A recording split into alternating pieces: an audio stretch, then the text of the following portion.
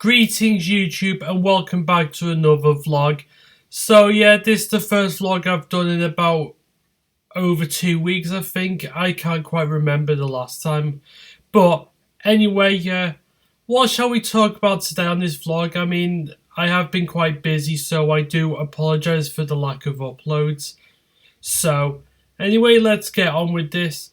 So first thing I want to say is, if you notice on my vlogs, I occasionally stutter, but I honestly can't help it. I don't realise I stutter until I watch it back later on and I'm thinking, why are you stuttering so much?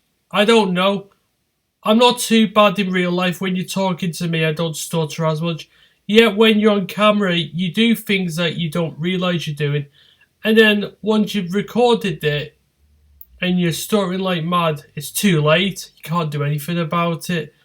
So if you hear me stutter on my videos, I do apologise. I don't realise I'm doing it until I watch it back later on. But I'm sure that happens to a lot of people when they're doing the video.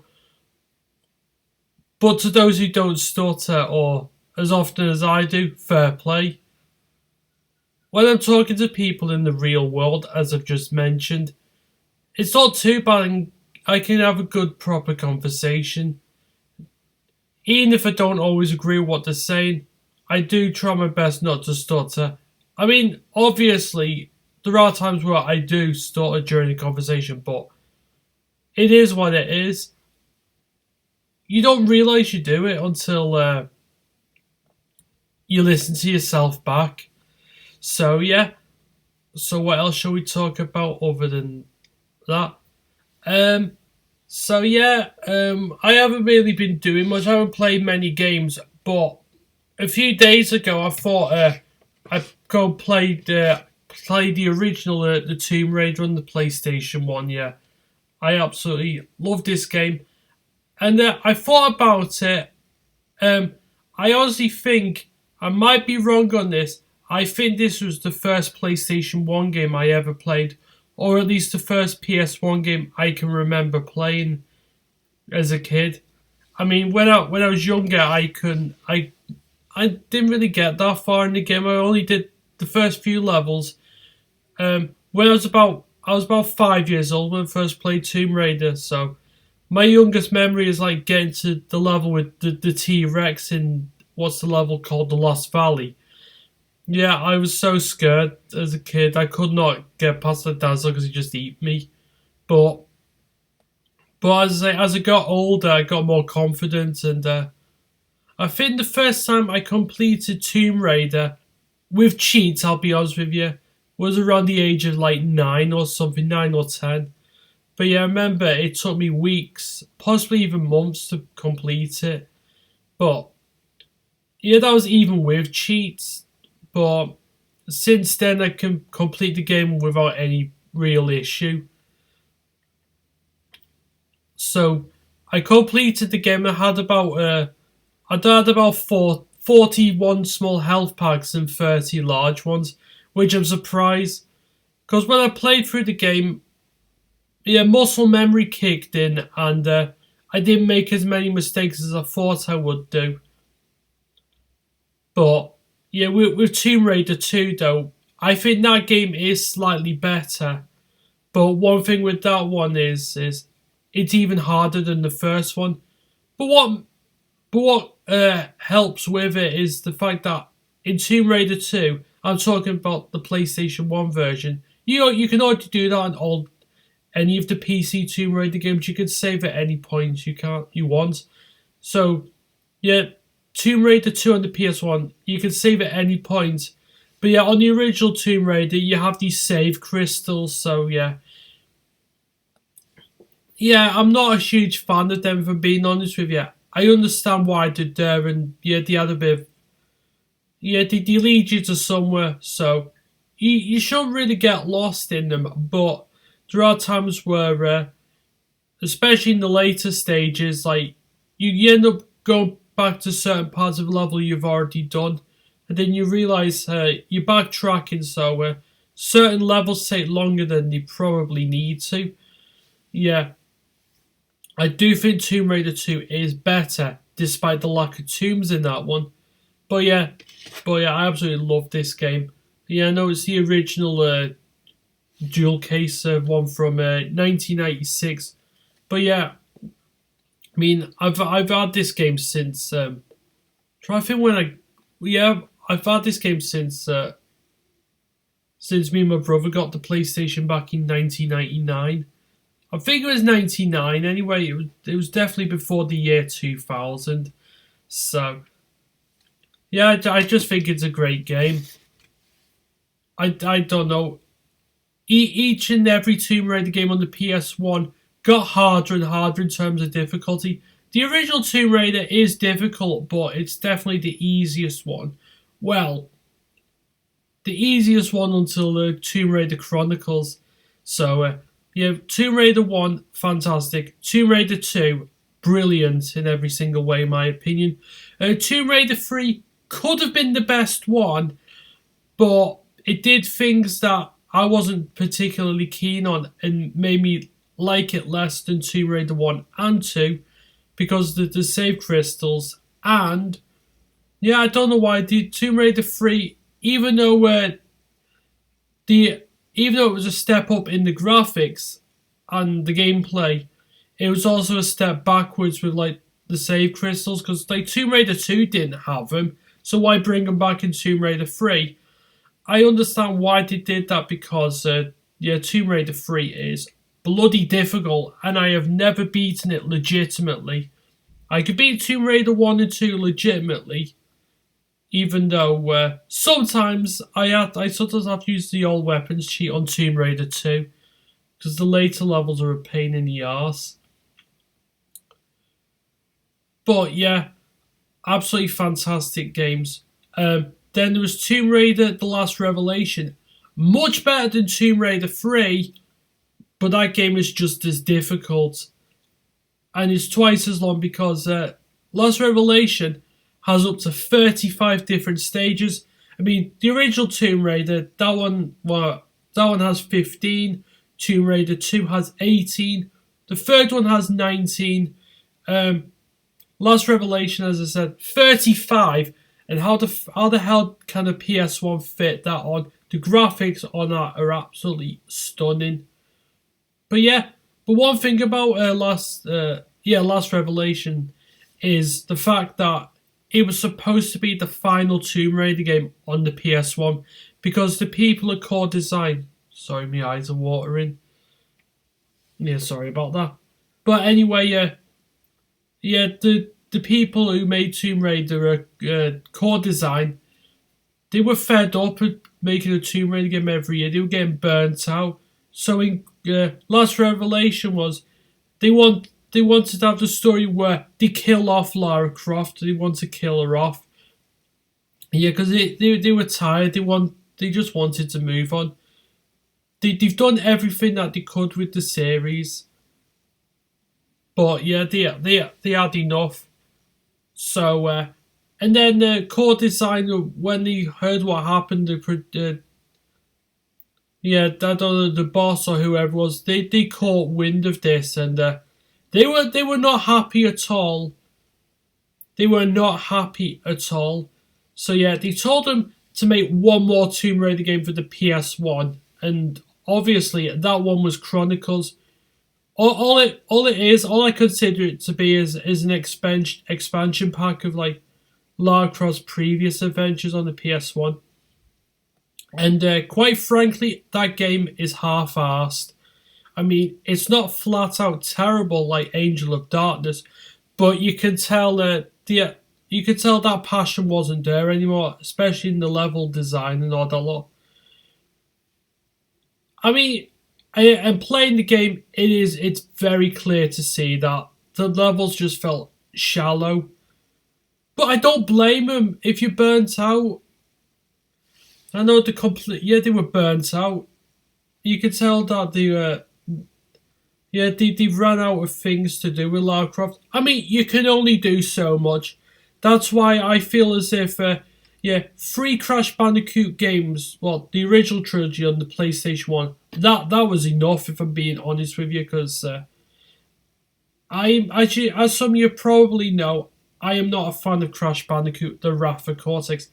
I mean, I don't hate the game, but when you played the previous Crash titles on the PlayStation 1, you realise that, I don't know, there's a lack of something. It's just lacking something. I mean, of course, Wrath of Cortex wasn't made by Naughty Dog like the original PS1 trilogy was, but as like you played that game, even as a kid, I mean, I enjoyed it then. Not as much, definitely not as much now. But even as a kid, I could tell that there was something lacking. I mean, I get it has its fans, and as I say, some people think it's a great game. That's fine, but I don't know. I don't know what it left. I thought it left a bit of a sour taste in my mouth. There's no better way of me putting it, apart from I don't know. I mean, when I got the game with my PS2 back in, I got my PlayStation 2 in 2006. I know I was late to the PS2 party because I had an original Xbox the year before in 2005.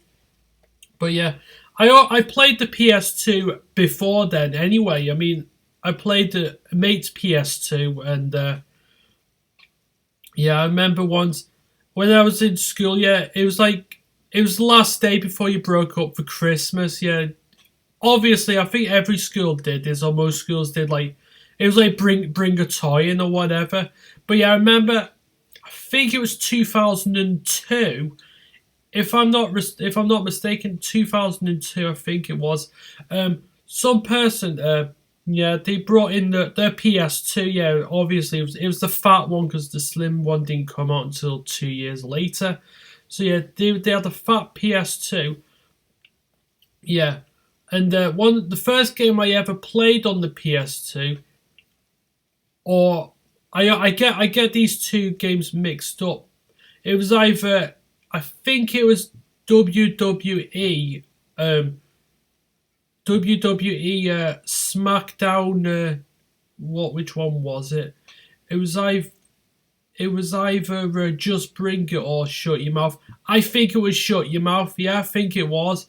That game had just come out, and I'm like, yeah, I'm thinking their parents must be rich or something, because in 2002, I mean, my family we couldn't afford the PlayStation 2, so I was just happy with the PlayStation 1 at the time. With the PlayStation 1, Game Boy Color. Yeah, I didn't get a Game Boy Advance until the year later in 2003. I think it was anyway. But yeah, the game console I already played at that point was the PS1, Sega Mega Drive, because that was my first game console, and the NES, which my brother had. Yeah, the original Nintendo Entertainment System. But you know what? It's fine. I mean, I know sometimes back then it was less is more. I mean, you couldn't always afford like a 40, 50 quid game. You couldn't. So sometimes you just got like second hand games, and as I say, you got more for your money. Even if sorry, I mean, if the game was shit, at least you didn't feel robbed. At least you didn't feel like as if you've been robbed of your 50 quid or something. Yeah, because at that point though, Nintendo games were like dirt cheap. You could pick up games like Castlevania, The Legend of Zelda, and all that lot less for a fiver. And have you seen the price of them now? They're like over 100 quid. I'm thinking. I mean, I'd like those games again, but I'm not willing to pay those prices. But it's not the same if you emulate them. I mean, emulation's great for like save states and all that lot. Some games definitely need them, but I don't know. It's just I prefer the authentic feel of holding the actual controller. But like I say, if emulation's your only option, then yeah, go for it. I've got nothing against that. As I say, I've got emulators for games that I cannot afford, or I could afford them, but I'd rather not spend the money on those sorts of things. I mean, if you were super rich, then it wouldn't be too bad. It wouldn't be too bad at all. But that's all. That's all I can really say about that. So yeah. And speaking of gaming, I know on when was it? It was last weekend. Yeah, last weekend it was. It was a Play Expo Blackpool at the Norbert Castle Hotel. Yeah, so yeah, they had loads of. I know they do this every year. There's like loads of arcade machines. People selling like video games, gaming merchandise, or whatever. I think they sell Funko Pops, which I'm not a fan of at all. If I'm being honest with you, I'm not a fan of them. But yeah, and they also have they have like talk shows, or they do like a panel where so like YouTube, the gaming channels on YouTube, I think it's a majority of the ones from the UK. I think there's a few people from like the United States, but I don't know. I mean, I would have liked to have gone there, but I was too busy, and as I say, unfortunately, I mean, where I was with my work situation and other stuff, I couldn't get to go. But as I say, but the videos that some of the people have uploaded, you can tell they've had a good time. They always enjoyed themselves. Even if the hotel, the Norbreck itself, is a bit of a shithole, let's be honest with you. There's no... You can't... you gotta say it how it is. Yeah, the hotel's a bit of a dump. It's a... What is it? Auschwitz or Colditz? Whatever you want to call it. That's what it is. It's the Blackpool equivalent, but saying that, the hotel I stayed at in Southport, which is also owned by Britannia, that hotel wasn't. I'd say it wasn't that bad of a hotel. If I'm being honest with you, I stayed there before, but as I say, a lot of Britannia hotels are not great. There's the odd few that are actually decent, if I can say that. But yeah, you can't just tarnish them all with. You can't just tarnish it all with the same paintbrush. It's like you can't just say that all Liverpool fans are deluded, which it's not the case at all. I know if I was a deluded Liverpool fan, I'd be saying, "Oh, we'll be winning the quadruple and all that lot." I know we won't. I don't even think we're good enough this season. I think the best that Liverpool will finish is I don't know, probably fourth at this rate. I have no idea because we can't seem to win a game besides beating Rangers 2-0 in the Champions League. But you know what? I know we could have scored a lot more. Rangers tried their best later on, but let's be honest with you, the quality between Liverpool and Rangers, there is quite a contrast. But yeah, Rangers tried their best. They did. You can't really complain. I know that's the problem with Scottish teams. Well, problem with Rangers and Celtic. They're too good for the Scottish League, but when it comes to European football, well, Rangers got to the Europa League final last season, which was amazing. But the Champions League, I gotta be honest with you, I think it's one step too hard for them. I mean, they need a miracle. They have to. If they can win all of their next games, they could qualify depending on how other results go. But I don't know. I think they will get knocked out. I don't. Where do I think Rangers will finish in the group? I don't know. I mean, the best in my opinion, probably third in the group, which obviously they get knocked out but get put in the Europa League. But if they get knocked out, if they finish rock bottom, then the only thing they can concentrate on is the league, the Scottish, the Scottish League Cup and all that lot. I don't really watch the Scottish Cup all that much, but I think Celtic will win the Scottish League again. Rangers will finish second, but I mean, I don't think. I mean, I mean, they're too good for the Scottish Premier League. Just put them elsewhere, and then give other teams like Hearts a chance to win the Scottish League. Though, where Hearts in 1986, I think it was, they they lost 2-0 to Dundee United. Or was it? No, 2-0 to Dundee, sorry. They lost 2-0 to Dundee on the final day of the season. If they had drawn that game or had won it, they'd have beaten Celtic to the title, because Celtic beat St Mirren 5-0 away. But, as I say. But yeah, the last Scottish team to have won the league that wasn't Rangers or Celtic was Dundee United. I think it was Dundee United. If not Dundee United, yeah, I think it was Dundee United. I was going to say Aberdeen because they were really good in the 1980s. And they won the European Cup, Winners' Cup in '83. I'm trying to think who it was. I think it was Real Madrid. Excuse me, needed a quick sip of my drink. So, what else shall I talk about today? I know since some of you enjoyed me talking about food, I think I will talk about some of my favourite chocolate bars. Though I think most of them would be Cadbury's because they do the best chocolates going, let's be honest with you. I mean, Nestle, depends what chocolate bars they do. I'll talk about some of my favourites of theirs, though I do prefer Cadbury's. But yeah, my favourite chocolate bar of all time is a Cadbury's Whisper. I know it's similar to like an Euro, but let's be honest with you, Cadbury's chocolate tastes far nicer. There is something about the bubbly texture, like on your tongue. It's absolutely fantastic. The flavour and everything is just, it's to die for. I know some people think it's a little bit too chocolatey, but I don't mind at all. I like it.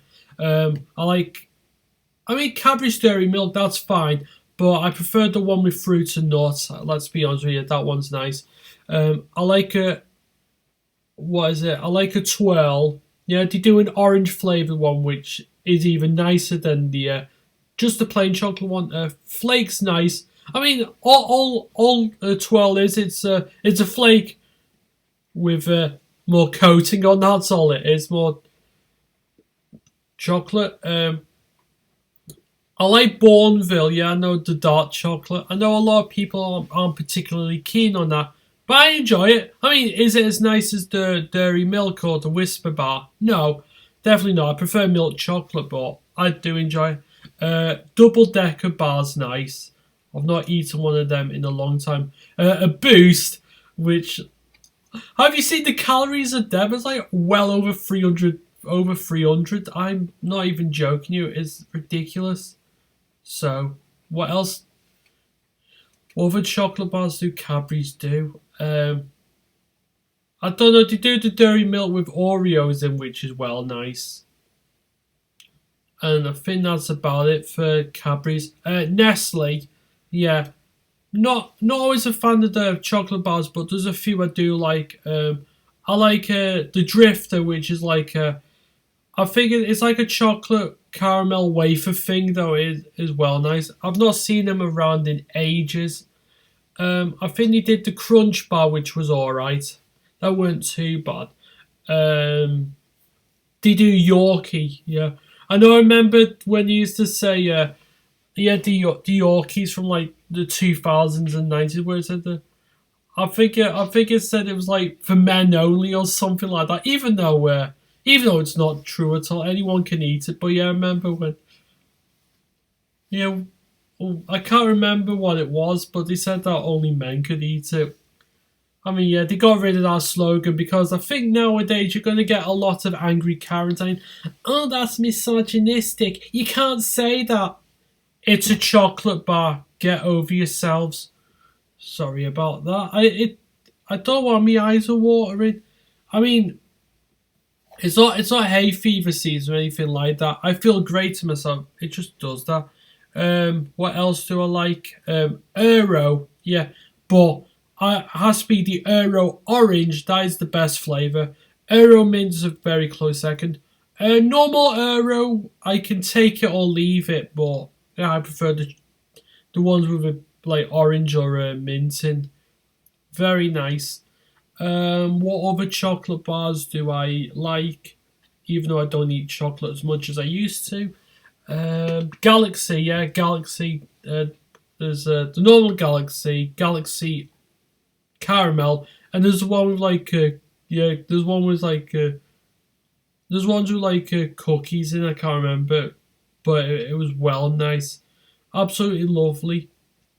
And then over Christmas time, of course, you have like you have Cadbury's Roses, Quality Street, and Cadbury's Heroes. But to be honest with you, if I had to choose out of those three, I'd say Cadbury's Roses all day, every day. I mean, Quality Street's nice. I only really like my favorite of the Quality Streets is the triangle one. Yeah, the one with caramel in. Yeah, the one in like the green wrapper. I like that. I even like the orange one. I know a lot of people hate the orange, but I personally love it. I could talk about food all day, but I think I'm gonna have to call it here.